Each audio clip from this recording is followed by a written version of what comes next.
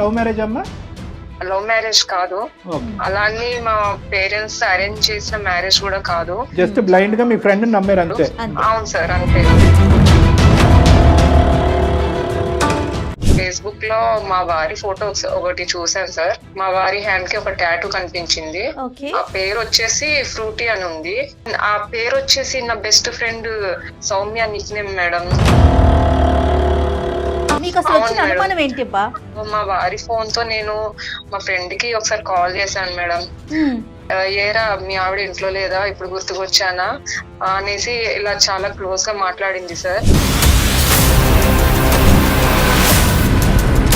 నమ్మేసి నేను పెళ్లి చేసుకున్నాను సార్. కౌశిక్ ని అడిగావా? అలా కౌశిక్ ని అడగలేదు, నా ఫ్రెండ్ ని కూడా ఏం అడగలేకపోయాను సార్. కౌశిక్ వెళ్ళాడా బయటకి? కౌశిక్ ఎక్కడికి వెళ్ళాడో నీకు తెలీదా? ఏదో ఈరోజు ఈవెంట్ ఉంది, కొంచెం లేట్ అవుతుందని చెప్పాడు. నాకేం చెప్పలేదు. మేబీ వర్క్ బిజీలో పడి ఉండి చెప్పి ఉండట్లే. అందుకే ఆ మాటలు ఏందో అనేది అడుగుదామని నేను కాల్ చేశా. నువ్వు ఏం మాట్లాడుతున్నావు ఏంటి? కొత్త మాటలు కొత్తగా బిహేవ్ చేస్తున్నావు. అసలు ఏం జరిగింది నీకు?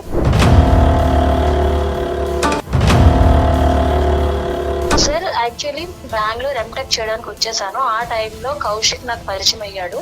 ఓకే. సో ఆ టైంలో మేము ఇద్దరం రిలేషన్ లో ఉన్నాము. ఒకటి ఎంతకాలం రిలేషన్షిప్ అమ్మా మీది?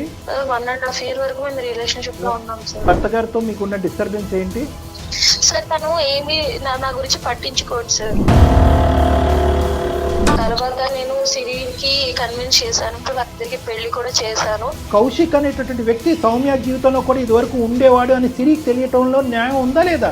నాకు పెళ్లి అయిపోయిన తర్వాత కౌశిక్ చాలా డిప్రెషన్ లోకి వెళ్ళిపోయాడు. నువ్వు కౌశిక్ కి మెడిసిన్ కింద ఉందాం అనుకున్నావు కానీ సిరి జీవితం గురించి సీరియస్ గా ఆలోచించలేదు నువ్వు. నా హస్బెండ్ నాతో సరిగ్గా ఉండకపోవడం వల్ల నేను ఈ స్టెప్ తీసుకున్నానేమో అని అనిపిస్తుంది సార్. అసలు కౌశిక్ కి ఎటువంటి సంబంధం లేదు సార్ ఇందులో. సౌమ్య నమ్మొచ్చండి? నిజంగా నమ్మొచ్చు మ్యామ్. కానీ ఆ అమ్మాయి వచ్చినటువంటి రూట్ రాంగ్ అయినా కూడా ఈ రోజు రియలైజ్ అయ్యి మళ్ళీ నీ యొక్క మ్యారేజ్ని నీకు అప్పచెప్తుంది, నీ జీవితాన్ని నీకు అప్పచెప్తుంది. ఇక్కడ కౌశిక్ అందరికంటే పెద్ద హీరో కాబట్టి ఆ అమ్మాయి చెప్పేటటువంటి రిక్వెస్ట్ నువ్వు యాక్సెప్ట్ చేయవలసిందిగా నా విన్నపం అమ్మ సిరి.